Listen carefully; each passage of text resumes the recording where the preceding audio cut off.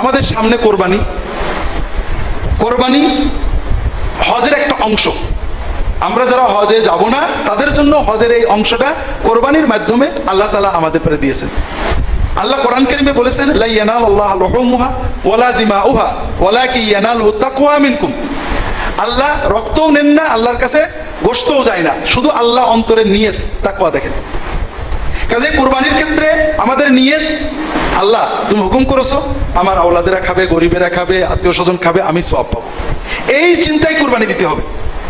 কুরবানি লোকে দেখবে, ছোট গরু দিলে মানুষে কি বলবে, একটু বড় দিতে হবে, অথবা গোশত যত বেশি আমি ঘরে ফ্রিজে রাখতে পারি অনেকদিন, এই চিন্তায় কুরবানি দিলে তো কুরবানি হলো না। কুরবানি আল্লাহর জন্য আমি ব্যয় করব, আমার সন্তান খাবে এটাও, গরিবেরা খাবে এটাও, আত্মীয় স্বজন খাবে এটাও, আল্লাহর হুকুম হিসেবে আমি পালন করব। কাজেই যারা ধনী, যারা নিয়মিত আপনারা গোশত কিনে খেতে পারেন, তারা 3 ভাগ না বেশি দেওয়ার চেষ্টা করবেন দরিদ্রদের। এখানে 3 ভাগ করতে হবে এটা জরুরি না, বরং আপনি যত বেশি পারেন দেওয়ার চেষ্টা করবেন। আবার যারা দরিদ্র, সন্তানেরও খাওয়াতে পারে না, তারা কিছু রাখবেন, কিছু খাওয়াবেন সুবিধা মতো। চেষ্টা থাকবে মানুষকে দেওয়া, ভালো করে দেওয়া, জান ভরে দেওয়া, মানুষ যেন খেতে পারে, আল্লাহ যেন খুশি হন, এদিকে খেয়াল রাখতে হবে। ভাগে কোরবানি করতে হয় আমরা বাধ্য হয়ে, অনেকে পারেন না একসাথে, আল্লাহ রাসূল সাল্লাল্লাহু আলাইহি ওয়াসাল্লাম বিধান দিয়েছেন। এক্ষেত্রে দুটো ভুল, দুটো সমস্যা। একটা হলো আমাদের দেশের কোন কোন আলেম বলেছেন ভাগে কোরবানি হবে না, কথাটা তারা ঠিক বলেননি, খুবই ভুল বলেছেন। সৌদি আরবের আলেমরা এই মশলা শুনলে হাসে যে পেয়েছে কোথায় এগুলো। রাসূলুল্লাহ সাল্লাল্লাহু আলাইহি ওয়াসাল্লাম 7 জনে ভাগে কোরবানি দেওয়ার অনুমতি দিয়েছেন, সহিহ হাদিস। এখন তারা বলেন যে উনি যেহেতু সফরের ভিতরে কোরবানি দিয়েছেন, ভাগে অনুমতিটা সফরে দিয়েছেন, কাজেই নিজের বাড়িতে থাকা অবস্থায় হবে না। এটা কোরআন এবং সুন্নাহর মূলনীতিতে ভুল। রাসূলুল্লাহ সাল্লাল্লাহু আলাইহি ওয়াসাল্লাম যদি কোনো অনুমতি দেন আর দেওয়ার সময় ফিক্স না করে দেন, বলেন যদি যে হ্যাঁ সফরে অন্য সময় না, তাহলে ভিন্ন। আর উনি যদি কিছু না বলে দেন তাহলে সবার জন্য ওটা উন্মুক্ত হয়ে যায়। এজন্য ভাগে কুরবানি দেওয়ার ব্যাপারটা সহিহ হাদিসে আসছে, এবং বাড়িতে সফরে মুকিম অবস্থায় সকল অবস্থায় কুরবানি ভাগে দেওয়ার বৈধতার ব্যাপারে শাফিঈ, হাম্বলি, মালিকি, হানাফি ফুকাহাদের ইজমা আছে। কাজেই এটা নিয়ে বিতর্কটা অনাকাঙ্ক্ষিত এবং অনুচিত, হাদিসের আলোকে ঠিক না। সহিহ হাদিসে অনুমতি আছে, আমি আবার একটা শর্ত জুড়ে ওটা বন্ধ করব, যেটা শর্ত রাসূল সাল্লাল্লাহু আলাইহি ওয়াসাল্লাম করেননি, সাহাবীরাও করেননি। আরেকটা ভুল আমরা করি, ভাগের নামে মুত্তাকি লোকেদের সাথে ভাগ না করে যে কোনো লোকের সাথে ভাগ নিই। যেমন বেনামাজি, হারামখোর, যারা হারাম উপার্জন নির্ভর, এদের সাথে ভাগ নেবেন না। কারণ বেনামাজের ঈমান নিয়েই সন্দেহ আছে। যে লোক নামাজ পড়ে না কিন্তু স্বীকার করে খুব কঠিন গুনার কাজ করছি, খুব মনে পাপ আছে যে আল্লাহ নামাজ না পড়ে চোরের চেয়ে খারাপ, লুচ্চর চেয়ে খারাপ, মদ করেছে খারাপ, আমি একটা বড় অন্যায় করছি, তার ঈমান কোন রকম থাকতেও পারে, নাও পারে। আর যে মনে করে যে নামাজ না পড়লে ও নামাজ পড়ছে আমি ভালো আছি, এ একেবারে 16 আনা কাফের, কোনো সন্দেহ নেই। কারণ সে নামাজের গুরুত্বই মানে না। নামাজ পড়ে তার চেয়ে বেনামাজি ভালো হইতে পারে, এই চিন্তাটাই একটা সম্পূর্ণ ঈমান হারানো চিন্তা। একজন মানুষের ভালো মন্দ হওয়ার মান, একজন লোক মা বাবার সেবা করে, মানুষের উপকার করে, সত্য কথা বলে, এগুলো ভালো কাজ। কিন্তু লোকটা আমাদের নবীজিকে গালি দেয়, আল্লাহর তাওহীদ মানে না, আপনি কে কে ভালো বলবেন?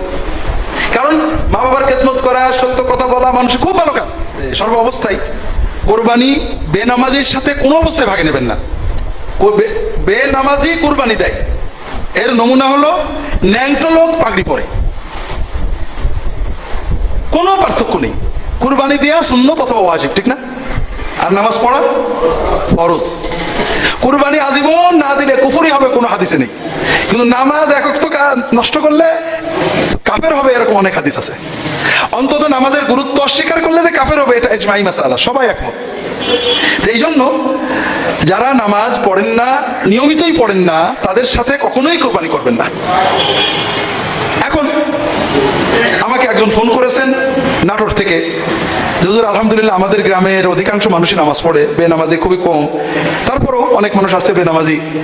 এখন আমরা যদি বলি যে বেনামাজির সাথে কোরবানি করবো না, তারা ওলা বলে তাহলে হুজুর আমরা বেনামাজি কিছু কোরবানি করি।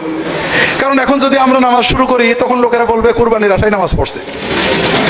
তাই বললাম না, সুদ করে তওবা চেক করতে হয়।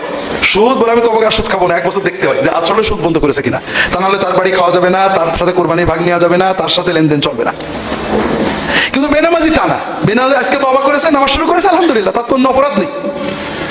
এই জন্য বেনামাজি যদি তওবা করে নামাজ ধরে তার সাথে কোরবানি করবেন, তাকে কখনো খোটা দেবেন না যে কোরবানির জন্য নামাজ শুরু করেছো, এটা দিলে গুনাহ হবে। বেনামাজিদেরকে আলাদা কমিউনিটি বানানো আমাদের উদ্দেশ্য না, বেনামাজিদেরকে নামাজমুখী বানানো আমাদের উদ্দেশ্য। ইমাম আলেমদের এ ব্যাপারে সচেতন হতে হবে। বেনামাজিকে আউট করা উদ্দেশ্য না, ইন করা উদ্দেশ্য, যে ভাই নামাজ অন্তত পড়েন। আমাদের এখানে, আমার গ্রামের, আমি বাংলাদেশে আসার পরে প্রায় 4-5 বছর এই মসজিদে জুমা পড়াতাম। গ্রামে আমার ছোটবেলার এক খেলার সাথী মতোই মারা গেল, নামাজ পড়তো না। তো মারা গেছে, তার শ্বশুর আবার দিনদার মানুষ, মারা গেছে, বলেছে জানাজা পড়াতে, বলে নামাজ পড়তে, বলে না, তাহলে আমি জানাজা পড়াবো না, আত্মীয় স্বজন পারলে পড়ুক। তো এখন জানাজা ভালো হয়নি, ওই শ্বশুর বোধ অল্প 2-4 লোককে কোনো রকম জানাজা পড়েছে। পরের জুমা থেকে আমাদের গোবিন্দপুরের লোকের মুসল্লির সংখ্যা বেড়ে গেল। অনেকেই যাদের মোটে দেখতাম না জুমার দিনে দেখা শুরু। আমার কথা, ভাই আল্লাহর কাছে তোমার জন্য সাক্ষী দেবো, তোমাকে আমি একদিন মসজিদ দেখলাম, কি করে সাক্ষী দেবো? অন্তত মসজিদে আসো, আমি বেঁচে থাকলে তোমার জন্য সাক্ষী দেবো। আর মসজিদে আসবে না, যে তোমার সাক্ষী দেবে সে বুঝবে আমি ওর ভিতরে নেই। আমরা এর পরে দেখা গেল গোবিন্দপুরে মুসল্লির সংখ্যা বেড়ে গেল, অনেকে অন্তত জুমায় আসতে শুরু করে দিলেন। আমাদের উদ্দেশ্য ইন করানো, আউট করা না, বেনামাজিকে সমাজচ্যুত করা না, বেনামাজিকে আদর করে নামাজ পড়ে সমাজে আনা। কাজেই বেনামাজির সাথে কোরবানির ভাগী হওয়া যাবে না।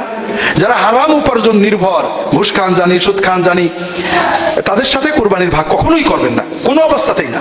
এদিকে সবাই খেয়াল রাখতে হবে। আল্লাহ তাআলা সবাইকে তৌফিক দান করুন।